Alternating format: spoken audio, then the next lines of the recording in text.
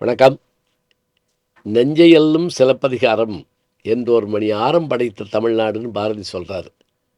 அப்படி என்ன அந்த சிலப்பதிகாரத்தில இருக்கு அப்படின்னா, பகுதி பகுதியா தனியா படிக்கிறத காட்டிலும் முழுமையா படிக்கணுங்க. இப்ப சில பேரு புகார் காண்டம் மட்டும் படிப்பாங்க, மதுரை காண்டம் மட்டும் படிப்பாங்க, வஞ்சி காண்டம் மட்டும் படிப்பாங்க. முழுமையா படிச்சா தான் அதனுடைய அருமை தெரியும். விரும்பித்தான் கோவலன் மாதவிட்ட போறான். ஆனா அவள விட்டு ஏன் பிரிஞ்சா? அப்படின்னு சில பேர் கேள்வி கேட்குறாங்க. ஏன் பிரிஞ்சான் தெரியுமா?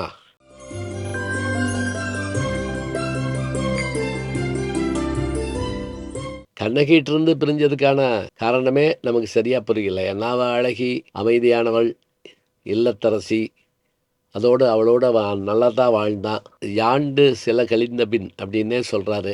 அவர்களுக்கு எல்லா வளமும் இருக்கு. ஆனால் அவன் பிரிய வேண்டிய ஒரு சூழல் என்ன? மாதவி என்கின்ற ஒரு ஒப்பற்ற பெண்மணி. அவ வெறும் அழகி மட்டுமல்ல.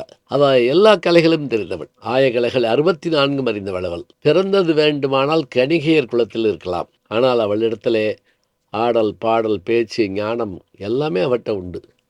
கோலம் போட தெரியுமா? போடுவா. சமைக்க தெரியுமா? சமைப்பா. அவ ஆடை அலங்காரம் மாரி யாரும் புகார் நகர்ல பண்ண முடியாது.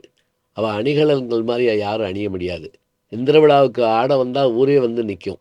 தலைக்கோல் பட்டம் பெற்றவர். இன்னைக்கு பத்மஸ்ரீ பட்டம் சொல்றோம்ல, அது மாதிரி பட்டம் பெற்றவள். அவளுடைய ஆடல் அழகும், பேச்சும், குணமும் கோவலனை ஈர்த்தது. அவன் போயிட்டான். போனவன் அவளோட தான் இருந்தான். இருந்ததோடு மட்டும் இல்ல, அவர்களுக்கு ஒரு பெண் குழந்தையும் பிறந்தது என்கிறத நமக்கு கதையினுடைய போக்கில் சொல்லாம பிற்பகுதியில் எடுத்து சொல்றாங்க. அவள் தான் மணிமேகலை. அதாவது கோவலனுக்கும் மாதவிக்கும் பிறந்தவள் தான் மணிமேகலை. சரி, ஏன் பிரிஞ்சா? இதான் ஒரு கேள்வி. இந்த கேள்வியினுடைய ஆச்சரியம் என்ன அப்படின்னா, இந்த நூலுடைய நோக்கம் அப்படின்னு பார்க்கிற போது 3 விதிகளை உடையதாக இந்த நூல் ஏற்படுது. அரசியல் பிழைத்தோர்க்கு அறம் கூற்றாகும். தப்பு செய்கிறவன் அரசாங்கத்தில் இருந்தாலும் சரி, அவனுக்கு ஆ, தர்மம் அவனை தண்டிக்கும். உரைசால் பத்தினியை உயர்ந்தோர் ஏத்துவர். போற்றப்படுகின்ற பெருமையை உடைய பெண்களை எல்லோரும் பாராட்டுவர். ஊழ்வினை உறுத்து வந்து ஊற்றுதும். எப்படி தான் தப்பிச்சு போகலாம்னு நினைச்சாலும் வினை அவருடைய காலடி போல பின்பற்றி வரும். இது எதுக்கு நான் இங்கே சொல்கிறேன்? இந்த இடத்துல அந்த அந்த செய்தி வருதுங்க. ஒரு நல்ல நிலவு காலம். எப்போதும் இந்த நிலவு காலத்தில் நீர் நிறைந்த பகுதிகளுக்கு சென்று உல்லாசமாக இருப்பது வழக்கம். காவிரி கூடுமிடம் புகார் நகரம். புகுமிடம் அது புகார். அங்கு அன்றைக்குத்தான் மாதவி பல்வேறு வகையான அணிகலன், எனக்கு தெரிஞ்சு 36 வகையான அணிகலன் நினைக்கிறேன், அதுக்கு மேலேயும் இருக்கலாம். ஏன் அப்படி போட்டு போறா? அதுக்கு பின்னாடி வரக்கூடிய காட்சியை பார்த்தோம்னா தெரியும்.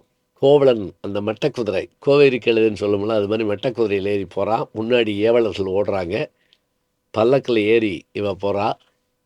அங்கே போய் அவர்கள் அந்த மணலில் வெண்மணலில் உட்கார்றாங்க. அலை அடிக்குது, நிலவு தோன்றியிருக்கு. இப்போ அந்த பயந்த மாலையிட்டிருந்து யாழ் அந்த வாங்குறா. யார்? மாதவி. அதை வர்ணனையாக அழகாக இருக்குதுங்க. அது புது மணப்பெண் போல இருந்ததாம் அந்த யாழ். அது பூச்சூட்டப்பட்டு அதில் வரிசையாக அவர் சொல்கிறாரு, நரம்பு, துத்தி, வரிசையாக அந்த இதுகள்லாம் சொல்லி நண்டினுடைய கண் போல் அதனுடைய இதுகள் வச்சு முறுக்கப்பட்டிருந்துச்சான். அதை எடுத்து அப்படியே சுதி இது பண்ணாலாம். பண்ணிட்டு இவ வாசிக்காம யாழ் வாசிப்பதில் வல்லவனாகிய கோவலங்கையில் கொடுத்து வாசிங்கன்னு சொல்கிறான்.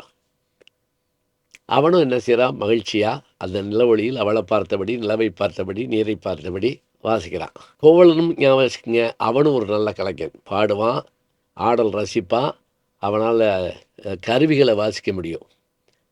அப்போ தான் அந்த காணல் வரியாக்கி அந்த பாடலை தொடங்குறாங்க. திங்கள் மாலை வெண்குடையால் சென்னி செங்கோல் அதுவோச்சி அப்படின்னு அந்த பாட்டை தொடங்குறாப்புல.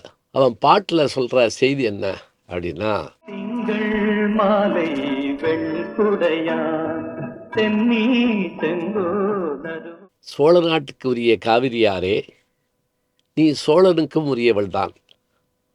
ஆனால் இந்த சோழன் கங்கையாற்றையும் கடந்து வெற்றி கண்டு அந்த கங்கையையும் தன்னோடு இணைத்து கொள்வானே. ஆனாலும் கூட காவிரியே, நீ அவன் மீது கோபம் கொள்ள மாட்டாய்.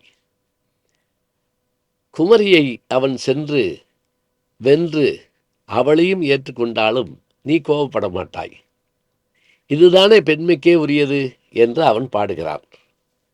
இந்த இடத்தில் குமரி என்பது நம்முடைய தெற்கு பகுதியாகிய கன்னியாகுமரியாக இருந்தாலும் சரி, மற்ற பகுதிகளாக இருந்தாலும் சரி, குமரியை வென்றாலும் வடக்கே வென்றாலும் தெற்கே வென்றாலும் காவிரியாகிய நீ அவன் மீது கோபம் கொள்ள மாட்டாய் என்று இவன் பாடினான்.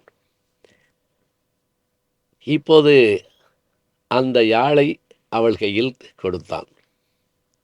யாருடைய கையில்? மாதவி கையில். இப்போ அழகான ஒரு வார்த்தை சொல்கிறாருங்க, யாழின் மேல் ஊழ் வந்தது அப்படிங்கிறார். வேணா வந்துச்சுரா அப்படின்னு நம்மளும் ஒரு வார்த்தை. அது மாதிரி அவளும் வாங்கி கல்லங்கப்படம் இல்லாமல் வாசிக்கிறாள்.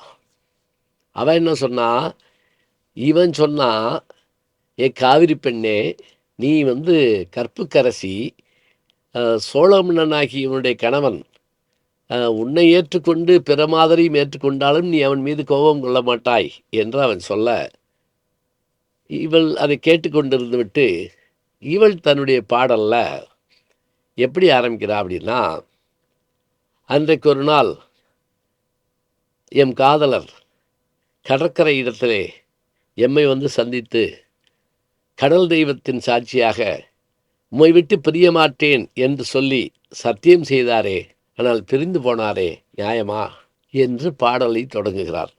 நல்ல செய்திகளை நாளும் சிந்திப்போம். நாளை சந்திப்போம். வணக்கம். ஜி ஞானசம்பந்தன் யூடியூப் சேனல் பாருங்க. உங்களை தேடியே உங்க வீட்டுக்கு வருது. கேட்காம ஒரு விஷயம் உங்களை தேடி வருது பாருங்க, அதை பிடிச்சி வச்சுக்கோங்க. நம்முடைய ஜி ஞானசம்பந்தன் யூடியூப் சேனலை தொடர்ந்து எக்ஸலம், இன்ஸ்டாகிராம், ஃபேஸ்புக், வாட்ஸ்அப் என்று அனைத்து தளங்களிலும் நாம் இயங்கிக் கொண்டிருக்கின்றோம். நீங்களும் எங்களோடு வாருங்கள்.